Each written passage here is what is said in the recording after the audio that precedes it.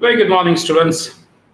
So we are back again and hope you all are doing wonderfully well and also keeping pace with the chapters that we have been doing. Please remember to do it on regular basis so that you don't forget. And if you have any doubt, you can always refer to the videos. And obviously, any other doubts, further queries, you can always revert back to me in the WhatsApp group. So today's topic that we'll be taking up is a poem. It's a beautiful poem and so very apt for the present situation.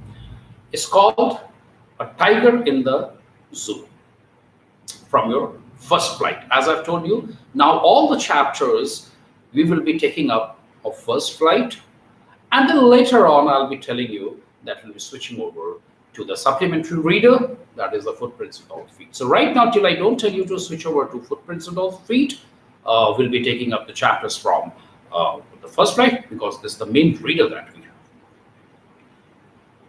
Now, A Tiger in the Zoo, which is written by Leslie Norris. To be more appropriate, Sir's actual name is George Leslie Norris.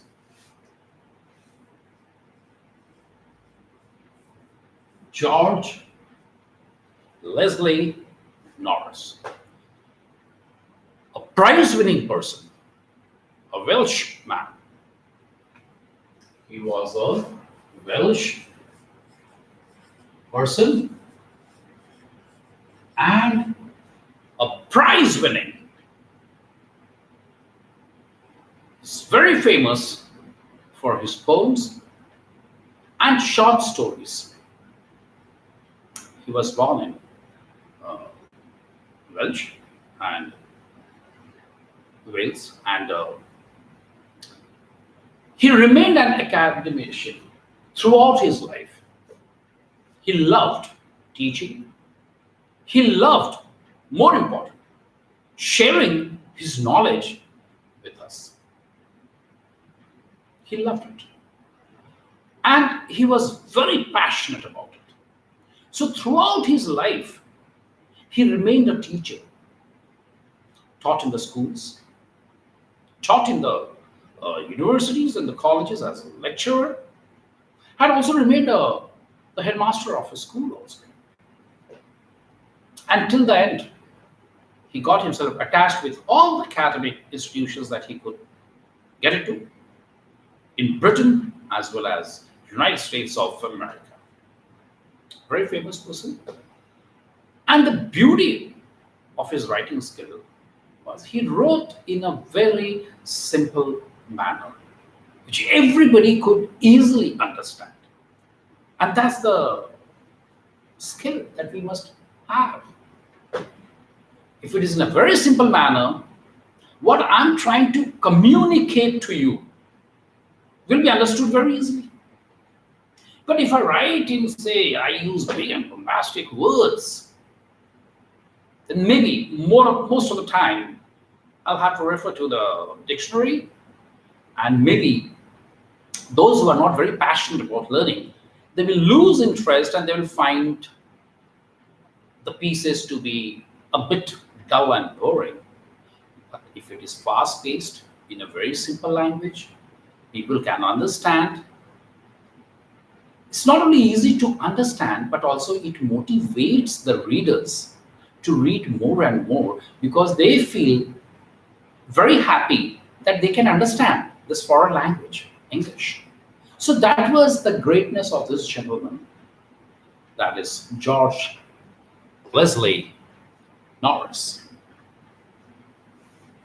I did come across some places where simply reading the name as it is given in the textbook, Leslie Norris, many people get confused that Leslie maybe is a she. Normally Leslie is the name of a male person only. But in spite of that, I did come across some videos and some people asking me whether Leslie Norris is a male or a female. So now you know his full name, George Leslie Norris. So no confusion, George, obviously, a male person. So this is what it is all about. Second thing about this poet, he picked up very minor issues which we normally ignore, or you can say that we don't pay much heed to it, feeling that it is of no use and it's not important at all. Just take it, we take it in our stride. But the issues that he takes up, the way he tries to hit you with his words and his lines and the emotions that flows out of his pieces, it makes you wonder. Yes, you're on the wrong path. We should be. In fact, listening to what this gentleman is telling us. Now, getting back to the title, A Tiger in the Zoo. Tiger, you know, is an animal. I'm so sorry. A tiger is an animal. Its natural habitat is in the wild, in the jungle, free to roam around, free to get his prey, and loves roaming around. That's his natural habitat. So if you look at the title, A Tiger in the Zoo, they don't match. Tiger is supposed to stay in the wild and not to be caged in a zoo. A man in the zoo. Now just think over. A man in the zoo feels absurd. We can understand. It's eye species. We can very well understand. Oh, how can that be possible? But if you take it for instance, a man in the zoo means inhuman. We get scared. The very thought of it makes us feel so scared. That's why the people who commit crimes, they are set into, you can call it, the zoo is the jail, and the cells, the rooms in which they are kept, can be called as the cage. Look at their life. So that is why the title justification, if you go by, is very, very apt. A tiger in the zoo. Tiger should never be kept in the zoo. The tiger's natural habitat is the wild jungles, where he is free to roam around. That's the place where he belongs. And if you go back by the poet Norris, this is what he has tried to drive into us through this poem, that all the living beings should be allowed to stay in their natural habitat. We should not be disturbing it. Like you're all science students. Ecological imbalance. Now, what happens? If you try to disturb the ecological system, the earth will go haywire. Absolutely. There's a system which you have to follow step by step by step, and you can't disturb that system. If you disturb it, you can't watch a movie from the end and come to the beginning. You have to watch it from the beginning to go to the end. Everything has got a system. Let us not disturb it. So if you try to disturb it, you are disturbing your own habitat, the earth. So, a tiger in the zoo, we are trying to bring about an imbalance to the ecology of this universe. So, in this poem, basically, Mr. Norris has tried his best to give us a comparison about the natural habitat And the cage, or more appropriate in this chapter, is the zoo. He has just tried to bring about a comparison. And you see, whenever we are going for explanation of something through which we can straightway drive into the mind and the hearts of the people, it's always better to do a post-mortem about the pros and the cons, advantages and the disadvantages, a comparison, a comparison. And when we go for this comparison, we understand what is right and what is wrong. But if I simply go on preaching, I am using the word preaching, I simply go on preaching something, many of us will get bored. They won't understand. I feel this man is doing solo talking. That is his way of thinking. Doesn't mean that I also have to agree to it. It's not necessary. Even if God has given me a mind, brain, the way I think, I'm correct. The way this preacher is thinking, when he's correct, let him do his work. I'll do my work. Doesn't bring about the change, the conversion, the mind and the heart. But when we go for the pros and the cons, the comparison, the comparative table, we are able to understand, okay, the advantages, there are 5. The disadvantages, 6. There are 10. So immediately we get to know where we are going wrong and what should be the rectification or the correct measures to be done. So that is why in a beautiful manner I should say, the poet has tried to do a comparative study or show us comparison about the natural habitat and the zoo, where a person is caged, chained, a convict.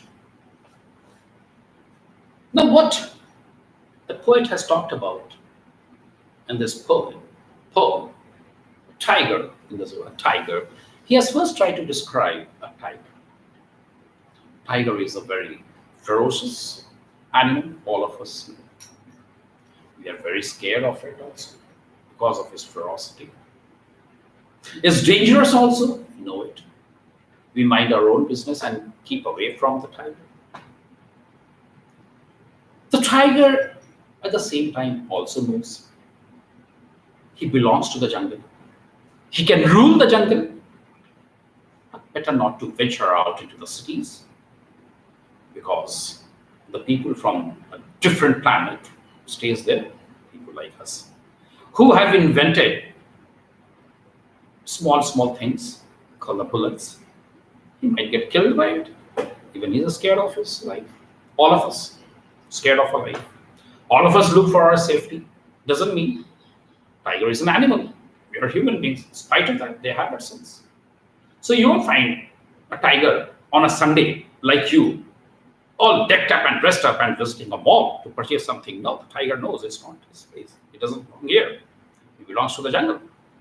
So he has described about the character of the tiger, that a tiger is a very, very ferocious animal, roams around in the jungle, and he knows the places, he knows the timings like the back of his hand, where to find his prey. He knows it very clearly.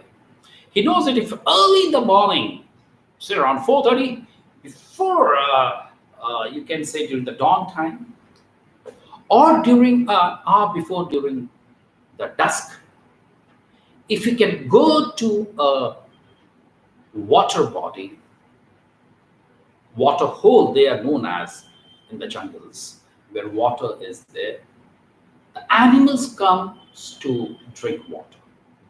They come to drink water. See, there are 2 things in the jungles. One is called the water hole, and one is called the salt pan. Small ponds are there, in which nowadays mostly all the jungles have been converted into the reserves, national reserves, and the animals don't get the chance to have all the wild animals they can lay their hand on, because the animals are preserved in a very nice manner by your forest department people. The census is done, the population count is check is done. So what happens? Like these animals, two things are very, very important for them. One is obviously the water for all of us, all living beings, except for the fish and all. And secondly, the salt pan. The animals are used to, the carnivores, they're used to having fresh meat. And if they're unable, because in the natural reserves, what they are doing it, the people from the forest department, there's a particular time for the lunch, for the dinner. They go and throw. They have a stock of the frozen things, the meat and all, and they go around and they throw it. And these animals, they know, okay, this time they're going to get their meals at this particular place, during this particular time. So during that time, they come and collect the pieces and they have the meals. But they're not same as the fresh ones that they are used to, hunting their prey and having fresh meals. Now, in the absence of the fresh meals, what happens? The body, they lose a lot of salt, and it's very, very important for our body. So every now and then you'll find some animals visiting the salt pan to lick the salt so that they can complement the drop in the salt level in their body. So these two are very important places, the water hole and the salt pans in natural reserves. So getting back to the tiger knows that if he goes during this particular two times, say just before dawn and just before dusk, they will be able to catch hold of antelopes, deer, which they just love it, and they crouch. And they're very good hunters, very good hunters. They are very good actors. They are, you can say that if you study the characters of these tigers, the commandos learn a lot from them. The commandos, they can sneak anywhere without even a single noise. They study the lives of all these kind of animals, these commandos, the commando training. And what happens? These tigers, they crouch without any noise, hidden within the huge blades of grasses, and they come so close that they are sure that their jump will be enough to catch hold of their prey. This is the characteristics of a tiger. The tiger also teaches us that the life and the qualities or the behavioral traits, the qualities of the tiger also teaches us many things. Like even for the strategies that are made during the wars, the generals that they formulate the strategies before striking some place or country. Tiger also teaches quite a lot of things. The tiger knows that many times offense is the best defense. If you become very offensive, people will run away from you and you'll be saved. But if you become defensive, your opponents or your enemy will think that you are a weak and a coward person. They will pounce on you and you will lose your life. Tiger does like that. By mistake, if it ventures towards any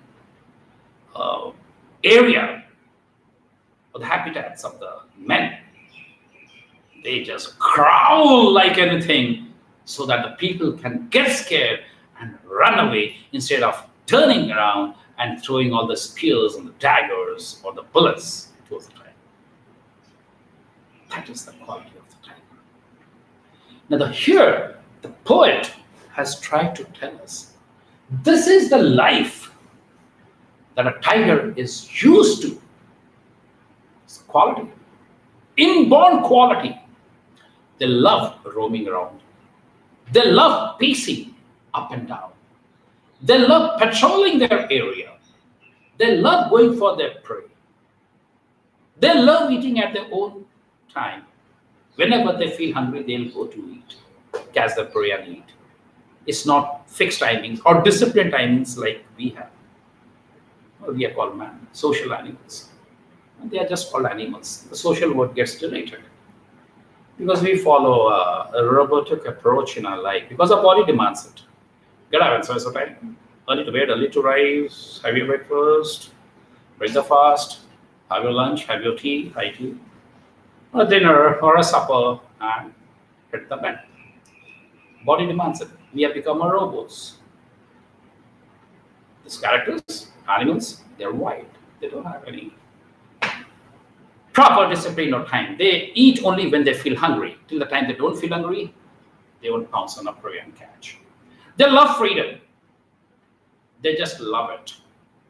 They love the noises, the chirping of the birds. They love the noise made by the rivers or the waterfalls. They love the noise of the trees swaying to and fro. They're used to that kind of a habitat. And if we try to take them away from there and bring them to a place which is absolutely alien to them, what happens? It's a slow death for them. They lose interest in their life. Not used to it, not trained to adjust to such kind of life. And they feel pathetic about themselves. This is, you can say, we talked about the natural habitat of the tiger. Now, just imagine, you put the tiger in a cage, concrete cage, because very fierce animal, very strong. You just can't have them in a simple cage. No moment it will be out and will pounce on you. So the cage has to be of concrete to control it.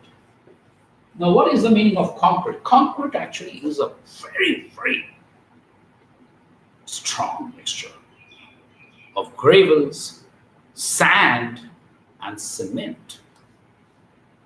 Correct? The mixture with which we make our houses, gravel, sand, and cement. Hathi cement. Oh, very difficult to break it. So they are kept in concrete cells or cages because man has whimsical desires. Whimsical desires. We suffer from it and will keep on suffering, and we will never be able to learn from our whimsical desires, the tragedy, the disasters that it can strike mankind. So when they are kept in the zoo, imagine 20 feet by 20 feet max, thousands and thousands of acres of land. The tiger was used to roaming around, running around, doing exercises, workouts. When you run, keeps you healthy, muscles in perfect order. The heart beats absolutely perfect. Now in the cage, poor fellow, not able to do any workout, can only prance up and down, up and down. That's nothing, nothing, no workout at all. Just imagine you're killing this animal. It was used to rigorous workouts, rigorous. The body, the more is the weight, the more workout is required. But here I have caged it and have arrested his workouts, obviously without any workout. If you're not a fitness freak, what is going to happen to you? Your lifespan will become squeezed up. I'm not only talking from the you can say the life and death, but I'm also talking about from the physical activity of your body. Now in the cage, max 20 by 20, this tiger is absolutely without any problem. It can only prance up and down in a very slow manner. And as it is walking around very slow, it's absolutely, there's no noise because the bottom portion of its claws, they are quite velvety, so you can't hear any noise. And he just looks on at the outside the cage, bored, defeated, lost every interest in life. Life becomes very robotic for this wild animal, absolutely robotic. The visitors come, they look at the tiger, they enjoy, they're surprised, awestruck. But the tiger is least interested in what is happening outside the cage. Least interested who has come to see. Least interested what the people are thinking about. Least interested because the tiger, in fact, the day you caged it, the tiger lost its zeal and vigor to live. You can say you just simply clipped its wings.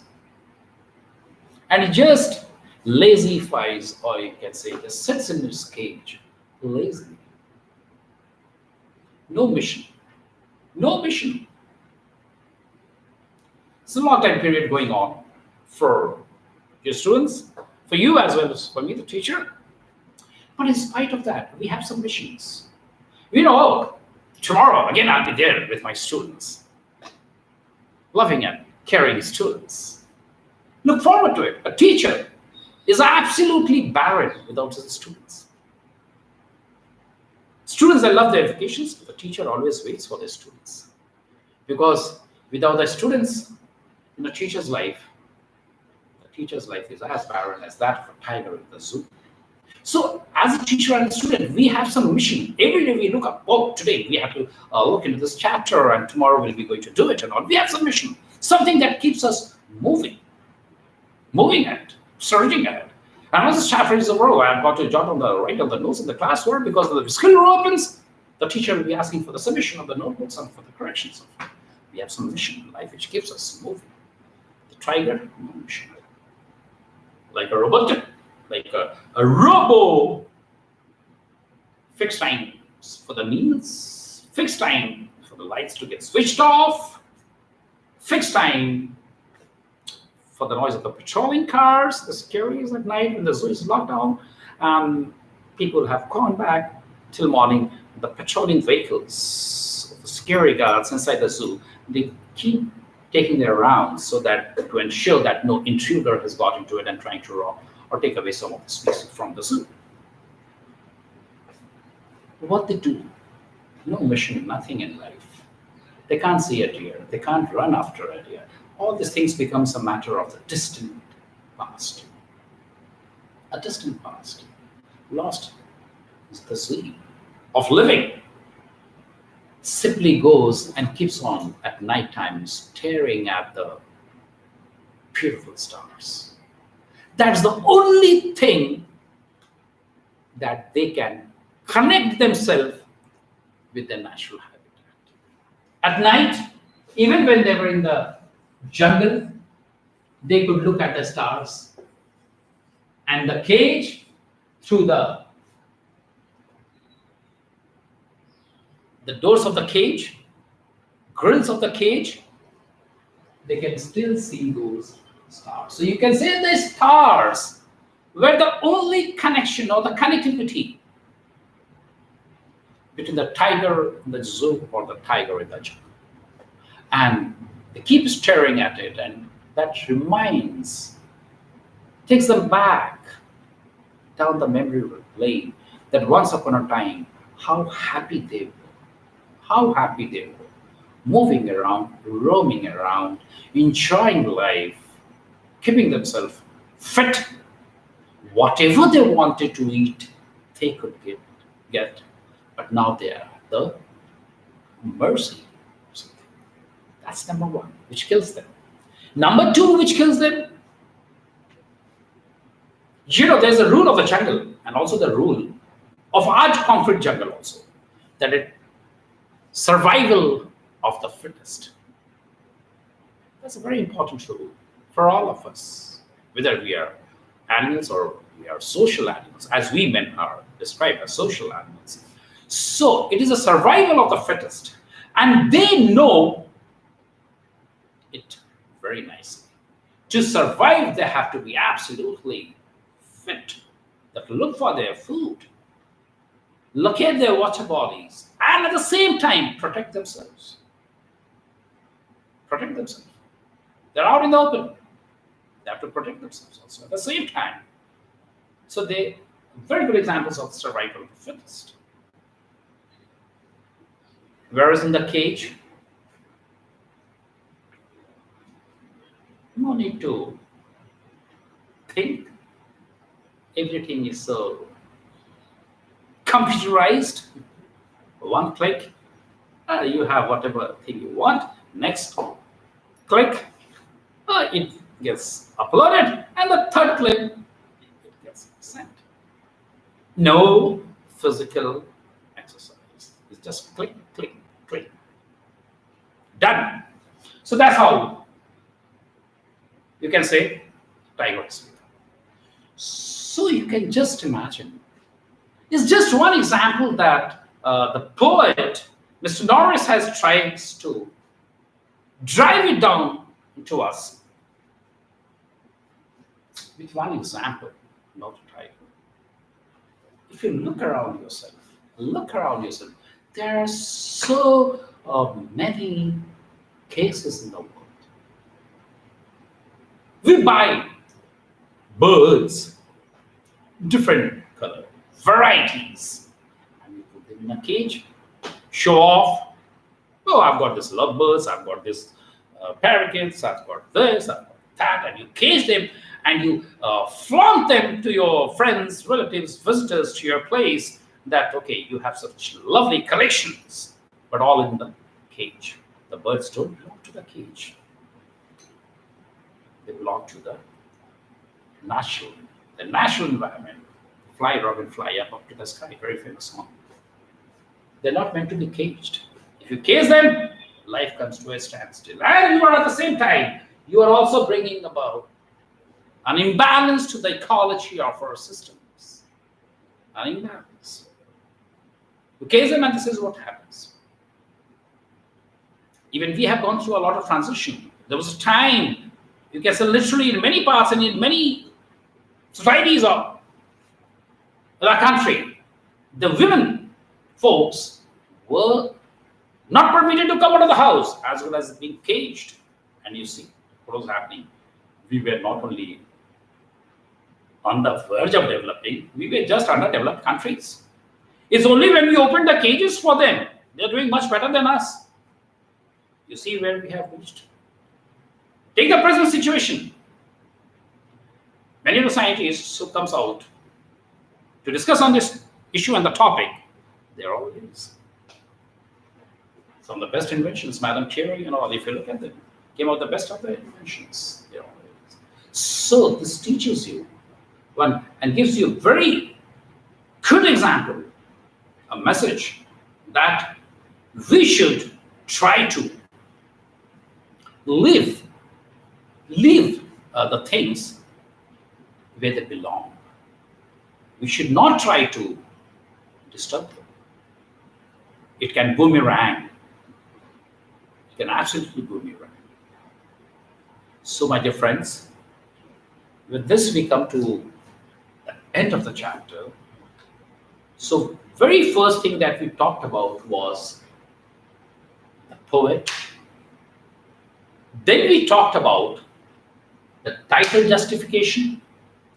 Why a tiger in the zoo? Wilderness and caged. Then we came back to discuss about the ecological imbalance. After that, we came down and we discussed then what is the life of a tiger when it is in its natural habitat, and how the life changes when we cage them like convicts. No fault, no crime, no principles of natural justice. The tiger was not even asked, okay, I'm giving you a chance to defend yourself in the court of law, and if you can defend yourself successfully, you will not be jailed. No principles of natural justice. Simply caught, declared as a convict, and put inside a cage. Absolutely not done. I don't know why ILO is not taking any stand on caging of these animals. Natural reserves, the sanctuaries and all, they are very good, and it is a must in today's world, because there's been depreciation in the climatic. The climates. Also, many of the vegetations are being lost. Many of the animals are not around. So these animals also at the same time needs to be protected, but that can be done through the sanctuaries or the natural reserves. Then the forest is there. Only thing, the peripheries are walled, guarded, and the forest people are there taking care of them, keeping account of them. How many of them are there? If any animal becomes sick, they have their own ambulances, own vehicles. They use the tranquilizers to make the animal unconscious. Otherwise, it's quite scary to catch a tiger or a lion. And they bring them to their own hospital in that vicinity, in that sanctuary or the reserve, treat them, keep them in the hospital, again, goes back to its natural. So they are preserved, they're protected, they're taken care, but not caged. Not caged. We are dead against the caging of animals, the caging of anything. It should not be done. And you can say that most of the things that are happening, there's a cycle. Darwin's theory of evolution, and again, so many other theories are there. There's a cycle. Let's not break it. They're all scientific, proven cycles. We should not break the chain. If you break the chain, it's no more a planet where you can get 20.9% of oxygen and 78.1% of nitrogen. You don't be a planet with such beautiful combination and the percentages of the gases where human beings can live. It will become like Mars and some other Jupiter or somewhere where human beings can't live. Will become extinct. The animals will start reading about us like how we read about the dinosaurs and all in today's world. So, my dear friends, there's still time left. It's your generation coming up.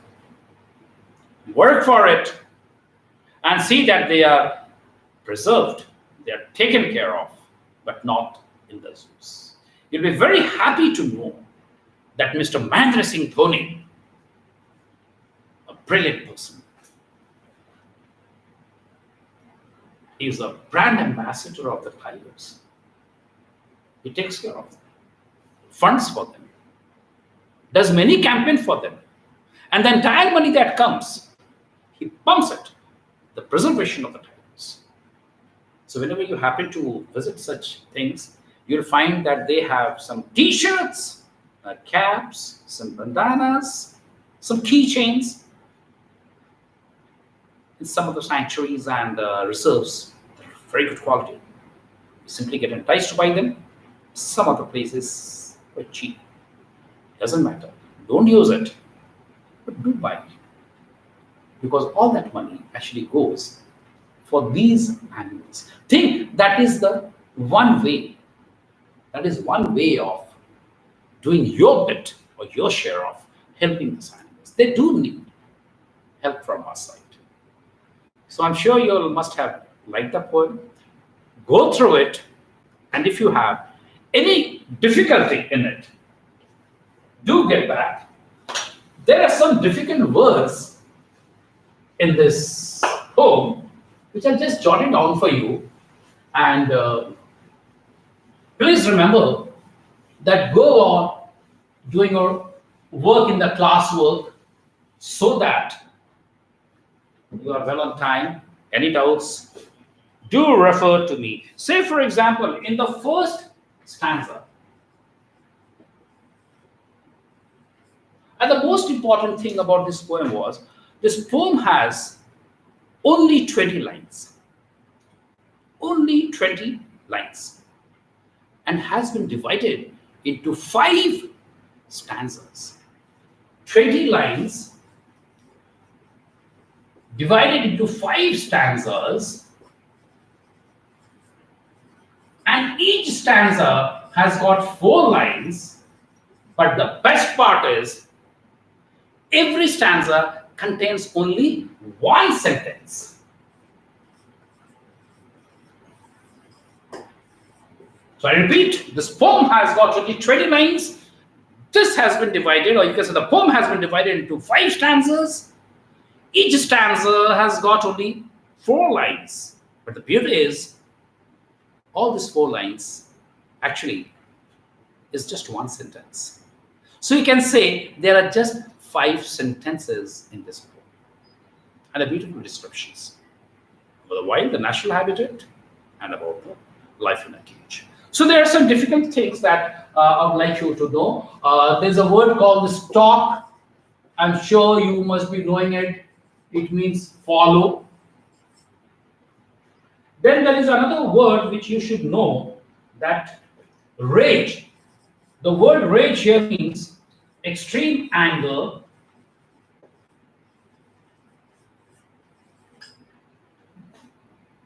Then fangs. Now, most of you students, you are also students of biology or zoology. You might start thinking that fangs might be a king cobra, black mamba. Here, in the poetic language, fangs means the pointed teeth of the tiger. And bearing.